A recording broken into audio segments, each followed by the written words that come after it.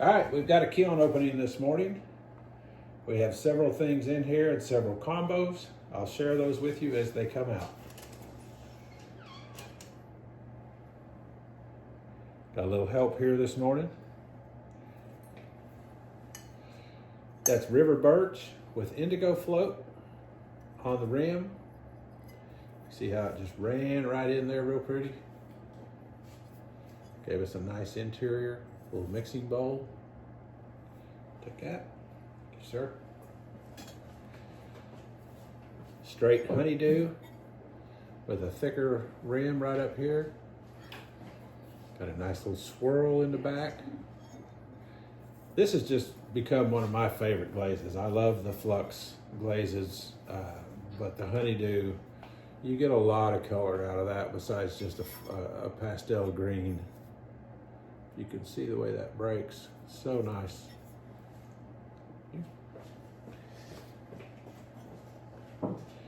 This is one of the mixing bowls that my wife has been hand painting. And we're doing some experimenting and trying to learn a little bit. I think we're going to be diving a little more into underglazes and techniques and stuff. But that turned out real pretty. You can see that somewhere here. There's our little caterpillar. Just love it. All right, and nice cone 6 in this old kiln. Ooh, look at that. This is AMACO bluestone at the bottom to give us that flat finish. And at the top then, I did a iron luster with some oatmeal and blue rutile. You see how that just really broke nicely? I've got a platter for this somewhere a little bit farther down in the kiln. That came out really nice.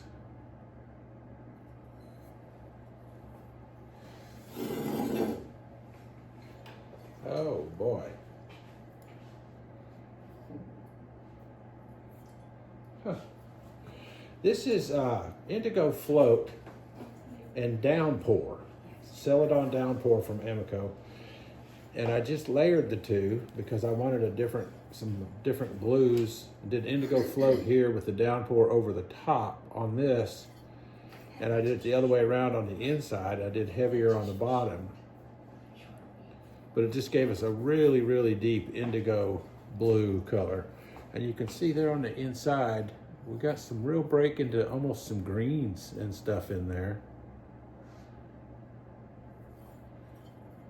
Real pretty. Thank you.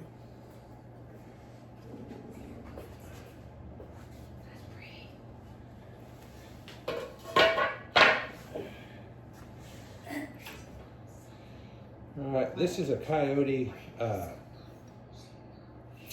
crazed copper, and I had to refire it because I got it too thin. And of course it does tend to run, and so then it ran down, as you can see, and then stuck, and I lost part of it. But it's a little herb stripper. So I've just started looking at these. I guess I'll have to continue. You wanna come around here and say hi? Look up. Be careful, that's sharp on the bottom, okay? Give it to me there.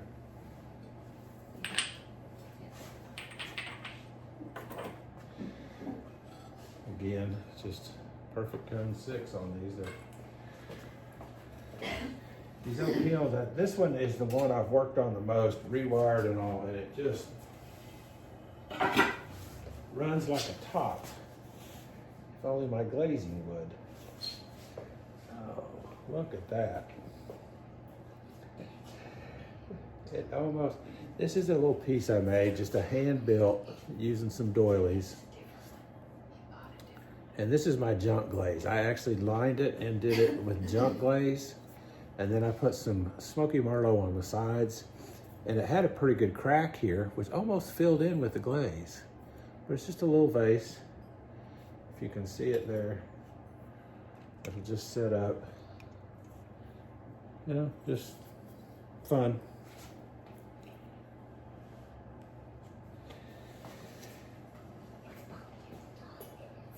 right, this is probably the ugliest platter I've ever seen in my life. Look at this.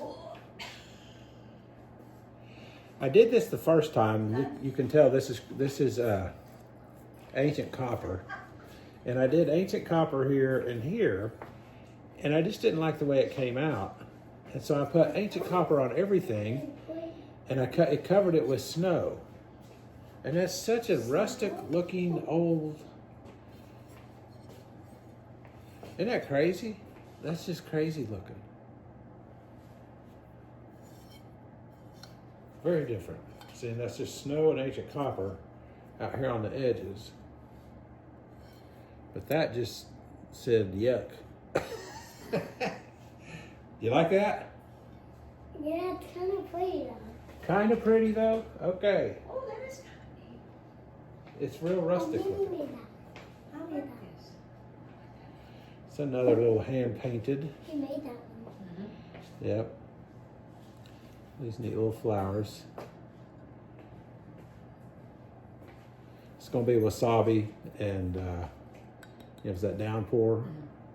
And then she uses the different colors. Coyotes, red, orange, and things of that nature for the flowers. So just a pretty little hand painted mug. Here you go, Bubby.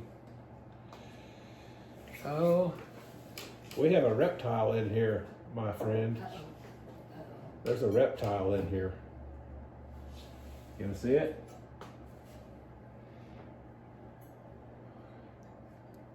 This is one of my little turtles. I've made 2 of these now.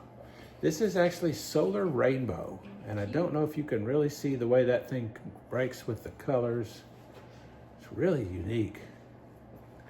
But I gave this little guy a tail. I just made these little turtles. They're just fun. Be careful with him. Got him? Thank you, sir. And here's that bluestone by AMACO, which is the bottom to my pot. It has a really neat, it's a real flat texture. Got some nice breaking. If you have texture, it breaks on texture. And it's nice stable glaze, doesn't run. It's able to go down here. Real pretty. Hey, Bubba.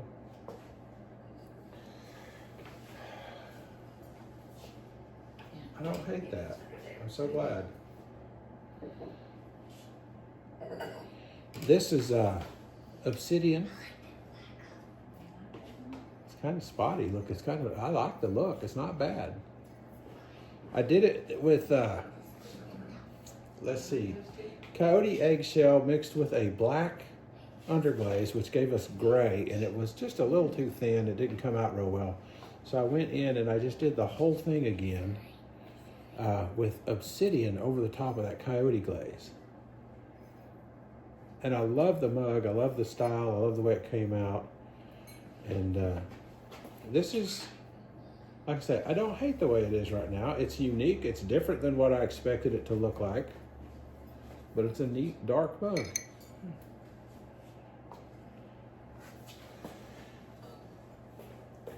And I have one big platter in the bottom here. I'm not holding my breath on it, but we did get another. We got all the way to code 6 right there again. This kiln's just running like a top. I get about 9-10 hours and she's just solid up and down, and how disappointing is that?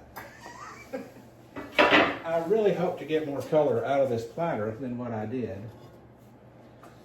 I don't know. Look at the size. It's not too bad, is it? I like it. Huh? I like it. This was iron luster, and you can see where I kind of put some heavier stripes in it to get a different break on it. Covered it with oatmeal. Did that on the sides. So we got some real pretty colors there. So it's a nice solid platter. I don't hate it, but I'm not in love with the glaze either.